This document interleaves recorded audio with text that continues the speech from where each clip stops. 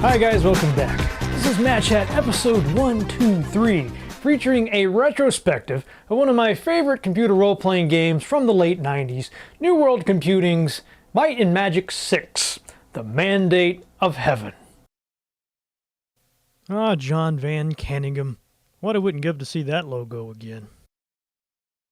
They came from the depths of the void, an ancient enemy of an ancient people. No one knows why they hate us so, or why they have made war upon us. Some say the struggle against their evil is the mandate of heaven. Though their origins and purpose are shrouded in mystery, their plan is simple.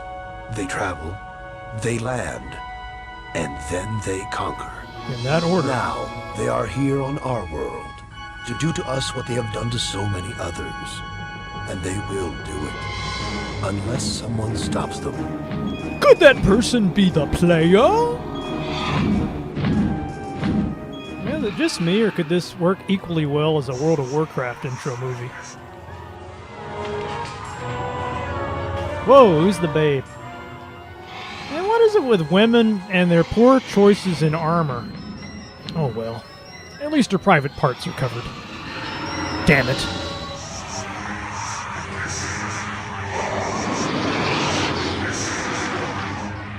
Look, I see a way out! Of course! The well! Why didn't we think of that?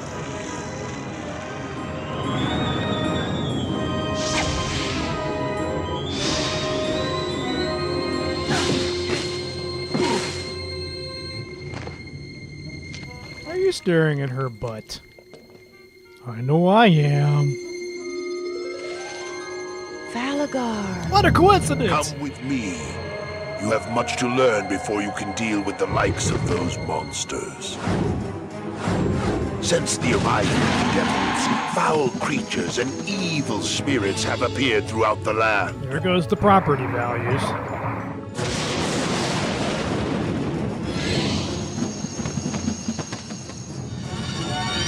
Oh, wait a minute, did I put in an Elder Scrolls game by mistake? These signs and omens can have but one meaning, that your destiny is part of the mandate of heaven. Oh yeah! Yeah, I love that guy's voice. It just gets you right in the mood, doesn't it? And I love this artwork. Ah, that's what I'm talking about. Good old fantasy artwork. You know what would make this even better, though? Much better. Alright, let's get this show on the road. Having cheated death during the night of shooting stars, you find yourself as far from your village of Sweetwater as old Thalagar's magic could take you. 3 years have passed while Thalagar imparted what knowledge he could to train you in your chosen profession. Alright, alright, jeez. Let the fun begin. Pick me. Choose me or suffer. I'm ready. Choose me. Choose me. I'm the one. It's me you want. Are you ready? I don't think I'm ready. I'm ready. Pick me. You ready? Let's go. You gotta pick me. Hey, choose me. Choose I me. was going to choose Philip, but after that sexual harassment stuff came out, I'm going to go with Vladimir. Okay, you've got all sorts of choices. Basically, though, in this game, you've got fighting classes, magic users, and healers, or clerics. Rogues, the rogue skills kind of get incorporated into the skill system, so you don't really have a dedicated rogue, or at least you don't really need one. I'm going to go with a paladin. That's a cross between a cleric and a fighter in this, or cleric and a knight in this game. Archer is the combination of sorcerer and knight. These stats shouldn't confuse anybody who's ever played a role-playing game before. Might, of course, is important for your fighting classes, warriors and such, and archers. Accuracy is important for them too, because they'll miss all the time if they're inaccurate. It's also important, less so though, for the sorcerers and to some extent the clerics. There are some spells basically that make a check on accuracy, so you don't want it to be too low for anybody. Speed is really critical because the real-time component of this game. If you're too slow, the monsters will get to attack first or more often. You probably don't want that. And then luck, I guess that's the catch-all. It's supposed to be good for resisting curses and poisons and such of that. And there's quite a bit of it in the game, so I like to keep my luck up to a certain extent. Then, of course, endurance is your hit points. You never want to have too low of endurance. You'll notice also there's a bunch of skills down there, available skills. These vary from class to class. You won't be able to use a weapon at all if you don't have a skill for it, so you might want to think about that. Same thing for armor. It'll be a while before you get plate armor for your knights and paladins, so you might want to get chain if you don't have it already. Or same thing for leather. Mages in this game can wear leather. Yeah, I don't know why the mages in other games can't, but diplomacy, I don't really care about that. Meditation gives you a boost to your spell points. Identify is important because you want to know what weapons and armor are. Earth, water, air, those are the various schools of sorcery. I think it's mind, spirit, and body for the clerics. You repair, because some of your items will get damaged and they'll be useless if you don't have repair. Or you can pay to have stuff repaired or identified, but that of course costs money. And you don't. Gold is pretty hard to come by, at least for me at the starting zone. So something else to think about. But you see, I mean, damn, the stuff that you have to know, even to create a party. This is a far cry from Diablo. or shall I include Skyrim in here? I haven't played it yet, but I'll just assume it's really easy. Man, I've got to say, I love the music in this game. If you get it from GOG, they include the soundtrack. I was so happy to see that. Just beautiful music. Okay, so starting off, you want to look in your inventory and get all these items. If you picked up some skills like chain, for example, you'll have some chainmail or a shield and so on. And you can read this letter. I'm kind of glossing over this stuff, but there's a pretty detailed story and quest text. If you are into that sort of thing, you actually do need to read it to solve the quest. You won't know what the heck you're doing. Success. Now, if you have some herbs, you can pick them up. And you have an empty vial, you can make potions. Part of the alchemy system, and then you can mix the various potions together to make more advanced potions. Another nice thing, I mean, is this like World of Warcraft or what? It's obvious Blizzard copied some stuff from this game.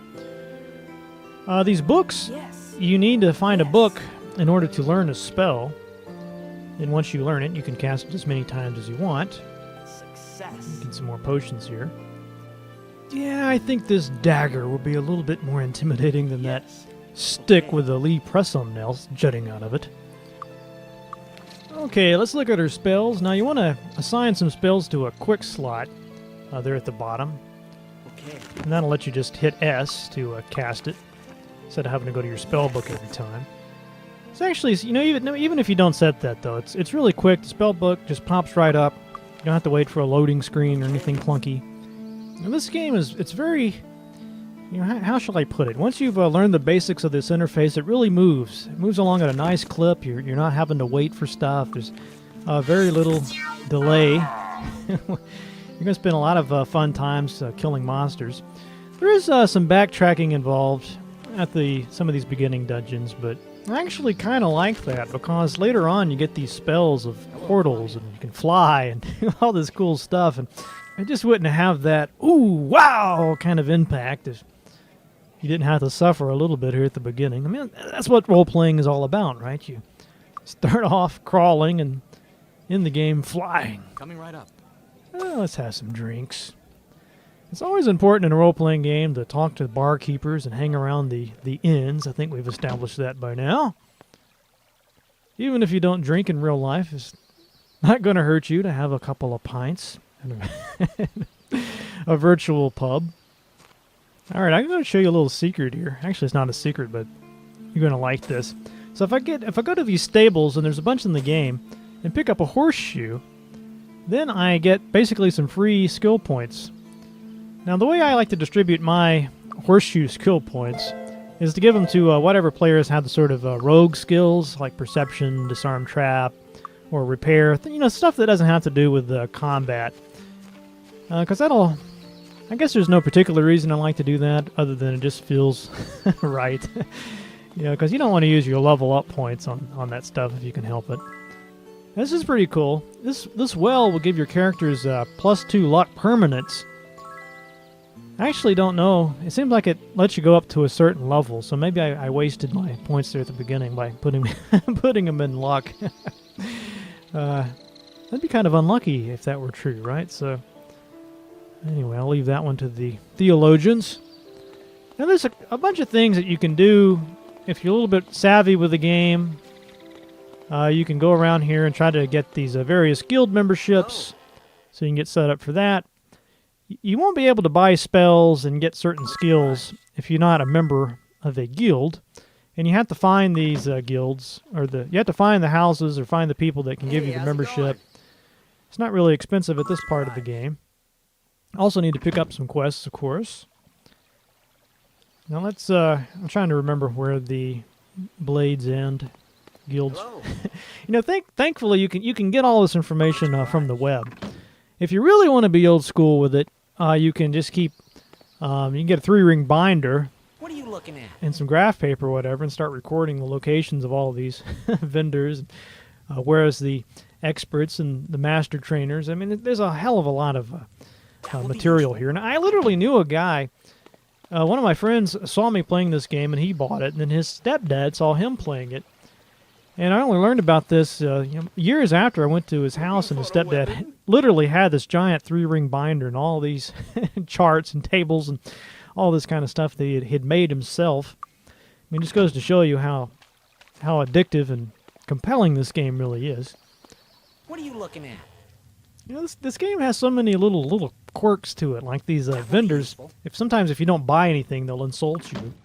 It's really, though, it's little touches like that, I think, that make this game so memorable and sort of appealing.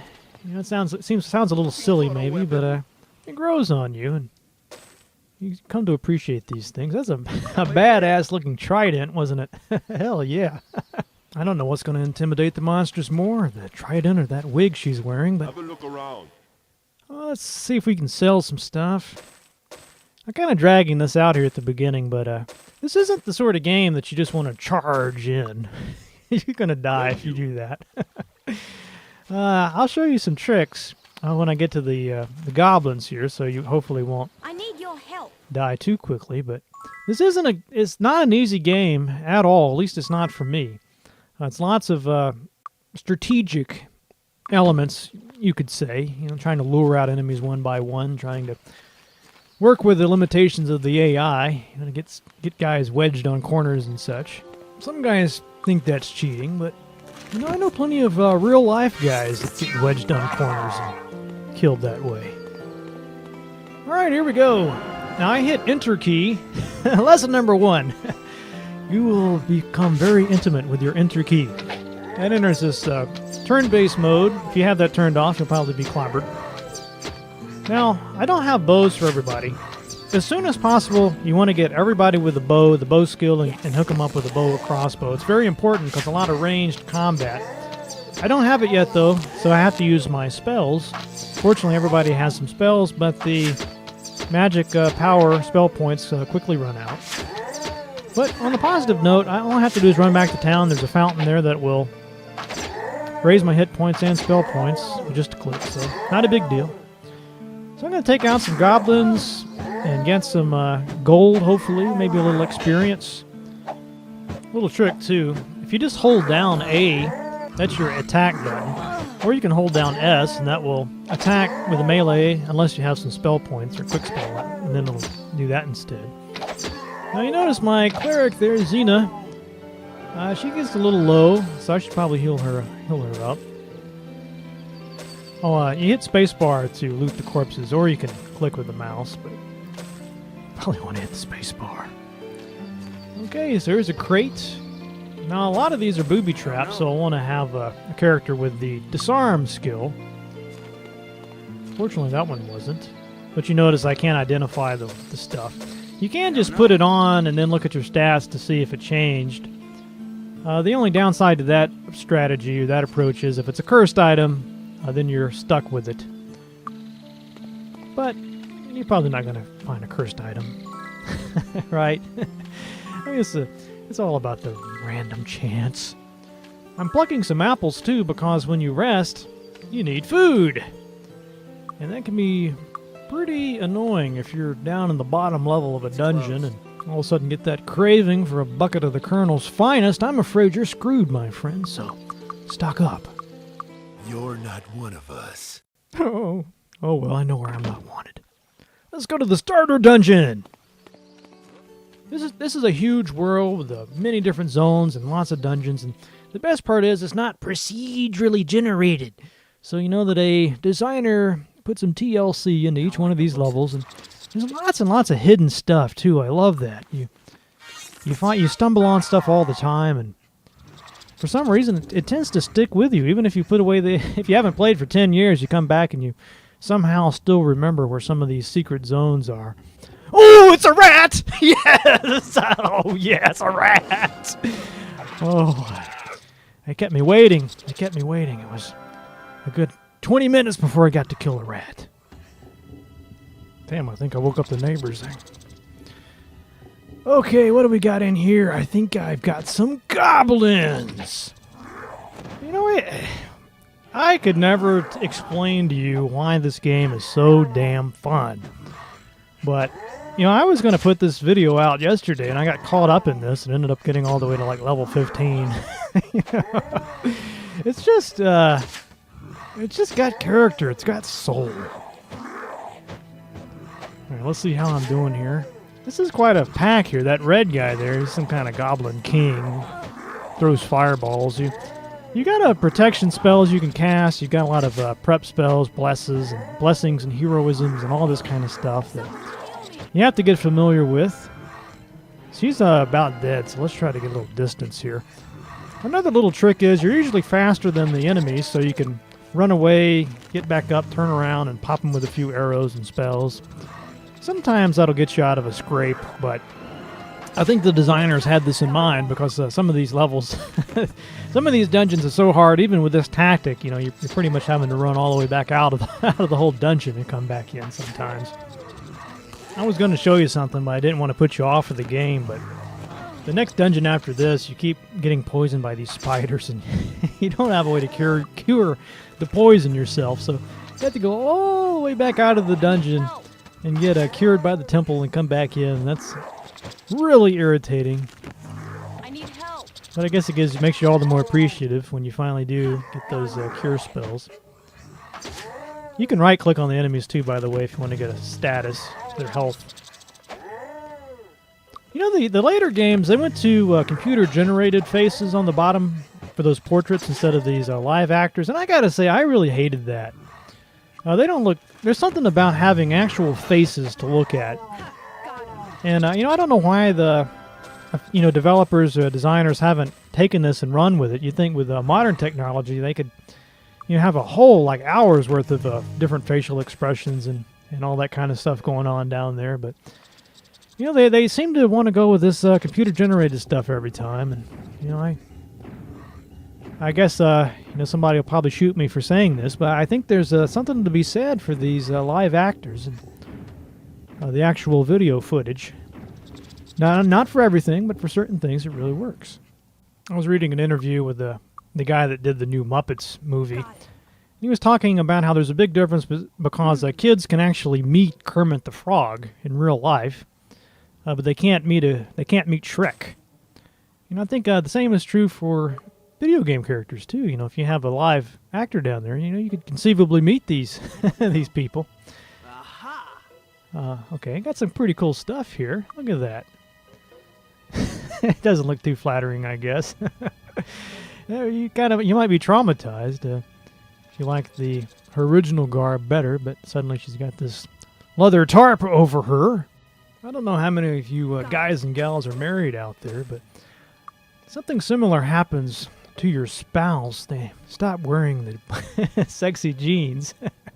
And it's just those damn jogging pants and sweatshirt all the time. Why you gotta wear those video game shirts all the time? Damn, I don't know. It's just comfortable. You want me to be comfortable, don't you, babe? Uh-oh.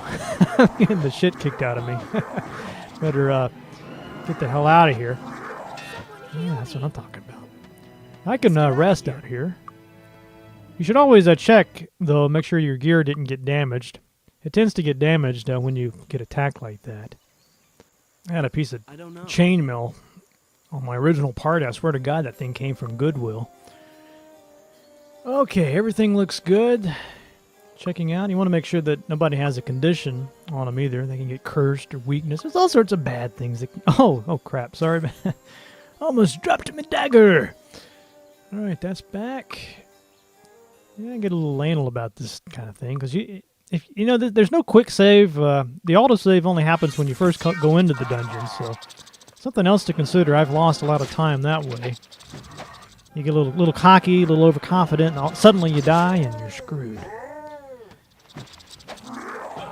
Actually, if you do die, all it does is put you back in New Sorpogle without any cash. And they actually provide a bank. So if you wanted to, you could play this game and just put your money in the bank, and that way if you die, you can get that money back out. So you could conceivably play this without ever saving the game. That's the kind of ballsy gameplay style that yours truly just could never cope with. I'm one of these I'm addicted to the save, man. All right, here's the puzzle. Trap opens door, open 4 or 5. Oh God, you feel like you're in mist all of a sudden. Actually, really, it's a pretty easy puzzle. I love adventure games. I probably play just as many, if not more, adventure games than RPGs. So I really appreciate it when there's something like this in an RPG. I'm trying to figure this out in my head. The solution is pretty obvious once you figure it out. 6 hours later. Okay, there we go. If this doesn't make you want to play this game, I'm afraid nothing will. This is a really, really fun game. It runs fine in Windows 7. There's a trick to it, though. You need to put your screen resolution down to 800 by 600. Make sure you've got it set to stretch as well. And then you want to set the color depth to 16-bit. And when I did all that stuff, it ran fine. Looked great. Otherwise, I was getting this sort of tiny screen right in the middle of my monitor. That wasn't working. I want to see these rats in their full two-dimensional glory. Well, there you have it. This is Might and Magic 6. All I've got to do now is go back out, go to town, and this is the first quest completed. Get some XP, level up, and lather, rinse, repeat.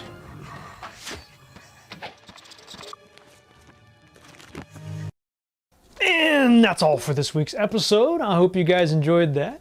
Should be back next week with the first part of my interview with Jay Barneson, aka Rampant Coyote, the developer of Frayed Knights. Now, if you haven't played that yet, put away the Skyrim.